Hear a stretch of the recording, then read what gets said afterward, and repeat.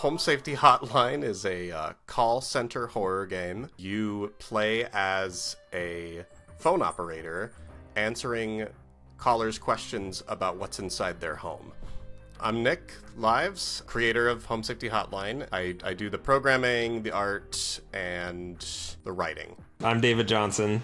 I do kind of administrative stuff in the background, but I also do kind of the mixing, engineering, sound design, music composition. I am Courtney King Lives. I am wife to Nick Lives. I am the director of all the voice actors that are in the game, as well as being the voice actor for Carol. The thing that stuck out to me about the game is the look, the visual feel of it, and the sound of it in some of the clips and the trailers that were shared. What were the biggest inspiration? For the look, two big ones come to mind. I mean, besides real life, like 90s software, the idea to do that came first from just playing a lot of Hypnospace Outlaw, which we're big fans of here. I actually have a dumb little cameo in. There's a little dancing pizza gif in Hypnospace Outlaw, and that was my contribution to that project, because Jay Tholen was asking for dumb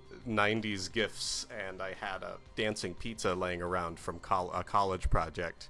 Yeah, that between Hypnospace Outlaw and discovering the analog horror genre, which obviously, had a very big influence, specifically Gemini Home Entertainment. That series in particular, and the tone and the style of it, carries a lot of how we approach how the game looks and feels. We use that as a general guiding light. Is this Gemini-y? Yeah, no, definitely similar kind of genesis from a lot of the sound design ideas. 90s software primarily, which looks a lot like you got your FM synthesis for creating all the different little UI sounds, and then lots of methods of reducing the amount of data information present in the sounds. So a lot of kind of bit crushing plugins, that kind of stuff. It's kind of a mix of stuff there. And then in the calls themselves, trying to do a mix of emulating, a telephone, but also missing some information there, because we're also still, the stuff is happening in the 90s. So you're going to get the phone call through the computer, which is already losing information. So trying to emulate that kind of sound that people are like, yeah, I know that does have a unique, interesting sound, but I'm not sure why. I guess the common phrase is, you didn't notice it, but your brain did, kind of thing. How would you sort of compare this new game to previous projects like Night Signal? I mean, statistically, if you're watching this, you probably haven't played Night Signal by virtue of our what I know behind the scenes. Looking at the sales numbers, it's very different from I'll say this, it's way more approachable than Night Signal. It's less dream logic. In that game, it was just it was vibes the game as we were developing it. It was just what if vibes? What if more vibes? Spooky vibes. And this one it's also understandable by humans as well. Different vibes. It's more grounded, I guess, in the storytelling, because we're pulling from analog horror stuff, which does tend to be a little more grounded. And as far as the scope of it, it's a little bigger than Night Signal. It's about 2 hours long from our playtests, compared to Night Signal's 16 different kinds of critters that you would find and discover. There's, about 66 so far in Home Safety Hotline. So there's definitely a broader scope in that sense. In terms of the artwork, you mentioned there that they're sort of easier to produce. In Night Signal, a lot of them were sort of claymation, little figures and things. Does that carry over sort of into this? Like Night Signal, it is mixed medium. So there are things that are physical in it, and a lot of that is the cutscenes are live action again, like Night Signals. And so you will see, I have this goofy Halloween mask collection, and so some of this shit makes an appearance. Basically, any weird, creepy thing we could find that we could take a photograph of and integrate it into an entry, we would.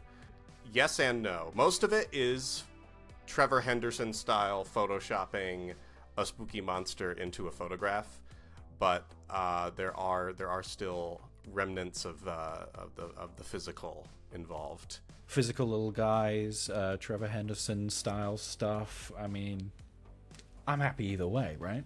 He had a lot of fun making a lot of these monsters. He'd be like, Courtney, come and see this new little guy I made. I'm like, okay, that kind of freaked me out. The phrase analog horror has been mentioned a couple times now, and I've referred to the game as a really good example of analog horror. And I'm going to ask a more general question, not necessarily about the game now, and just what is your sort of take on analog horror as a trend and its place in sort of like the online horror media canon? Oh, we never talk about analog horror. Oh no. No, I think we talked about it a lot on the site, kind of like the different kind of modes of analog horror that we see. We tend to definitely tend towards the flavor of keep it very well grounded, usually keep the jump scares to a minimum. It's like presented kind of just bland and in your face. Just the message as it is, and the horror of it is almost normal presentation of something that's horrific and odd that's happening, that's out of place. Like, wait, what? What did that PSA say? You know, not to put down the other side either. Jump scares can certainly be fun. Yeah, we're more the Local 58 Gemini Entertainment side than the Mandela catalog. There's kind of two contrasting forces, it seems, in the analog horror world based on their influence on the genre. And they are both very different and very unique, but we tend to prefer the ones that have this secondhand nature to them, where you the person watching this are not necessarily the person experiencing the horror directly. It's you're watching a PSA about something horrific happening elsewhere, or you're watching an instructional video about how to survive some horrific thing, or just discover the existence of some horrible creature that lives somewhere that you might come across, but you might not. It feels like the fear they're tapping into is actually just the fear of learning that the world is a dangerous place.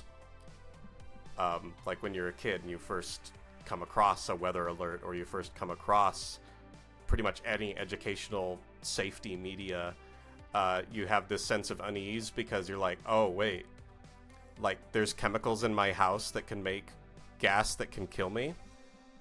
Why is this something I have to worry about? Why are there dangerous things in my home? Why do we live in this horrifying world where these things are gonna happen to me? Like that Skinamarink feeling of like, you know, the innocence and the familiarity of home. You know, what you were describing, specifically, David, what you were describing of the sort of very simple, you know, PSA infomercial that just has little things off about it that tell you something about the world that is not the sort of thing you want to be confronted with right now, is reflected very, very keenly in a short that was released on the Night Signal Entertainment YouTube channel just a few days ago, which brings me on to Night Signal Entertainment. Yeah, well, I mean, the goal is just to kind of give us an outlet to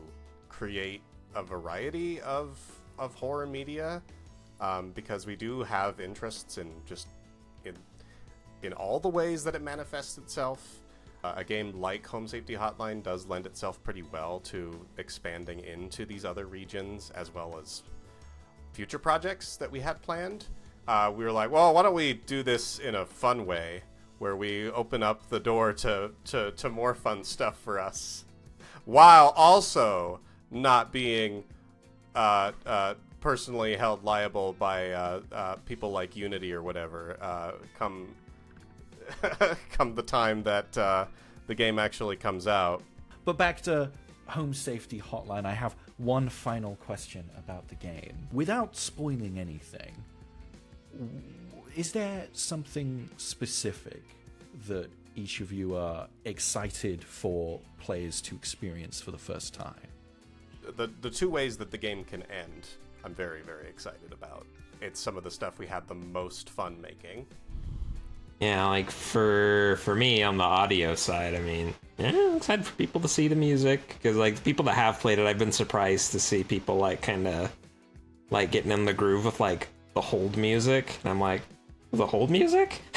That's what's getting into your brain, which is great. That makes me so happy to see that. But yeah, On my end, I'm just excited to see people's reactions to just how many voice actors we have in the game, because everybody only got a small snippet of the large cast of voice actors that we have. Some of them will make you feel like you're scared for your life, absolutely worried, or you'll just laugh so hard at the outlandish creative liberties that they took with their characterizations and stuff. So I'm really excited to see more people's reactions to more of the voices that we have in the game. Outstanding. I can't wait to be scared out of my mind by some characters. We have more voice actors now than Oblivion, which is... It sounds like a joke, but I swear I was actually impressed by that when I saw that. I was like, wait, we have more than the open world AAA title? We have more than... They had... Yeah, absolutely.